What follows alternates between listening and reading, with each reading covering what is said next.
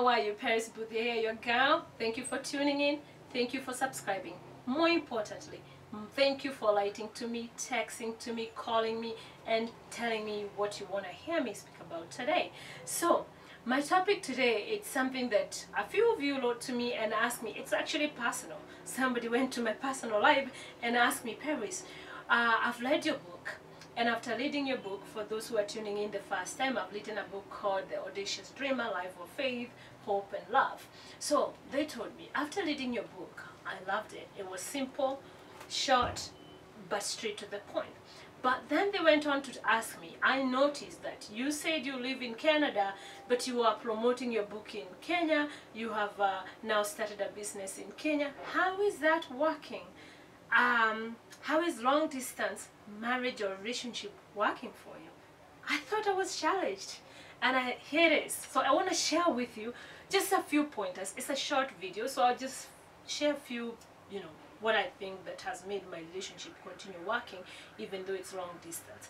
Number one, you don't take each other for granted. Just because you're now in different continent doesn't mean you stop filling each other emotional tank.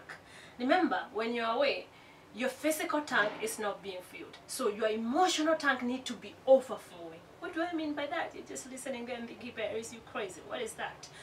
I mean, now, my husband is not here with me, like I'm speaking to you right now. He's in a different continent. But we speak on a daily basis, maybe 3-4 times, sometimes 5 times. In fact, I was joking with one of my friends when I told them, I think I speak to my husband more than you speak with your husband who is in your house on a daily basis. And she said, you're right. So, you see what I mean? It's not about the distance. It's about, are you still meeting each other emotionally needs that you can, even though you are miles apart? So that's very important. Number two, what has worked for me is have an end date in mind. You can't just say, okay, for me, I'm married. Let's assume you've just met a girlfriend, boyfriend, and now you are traveling in New York, and you met with this guy who now told you he lives in UK, and you live in, for the heck of it, Spain.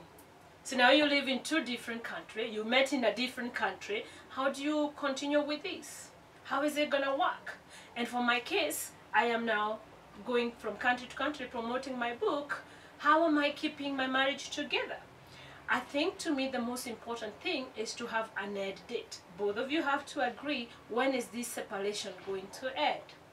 See, when our mind knows that I'm going to be apart from this person for 2 months, but I'm going to be seeing them in the third month, yay, you're now excited, you're looking forward to that. We're going to be apart for a year, but by the end of the year, we are sure going to be together again and living together as man and wife, something like that.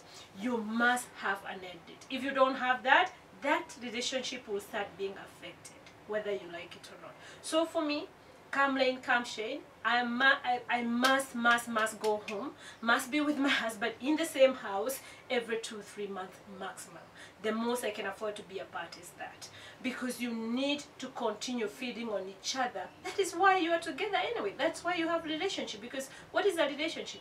You're supposed to be there for each other, taking care of each other, keeping each other, having each other back. So when you're separate, one of you can feel like, oh, I don't have my person who have my back. Another thing I realized, you must learn to be happy alone.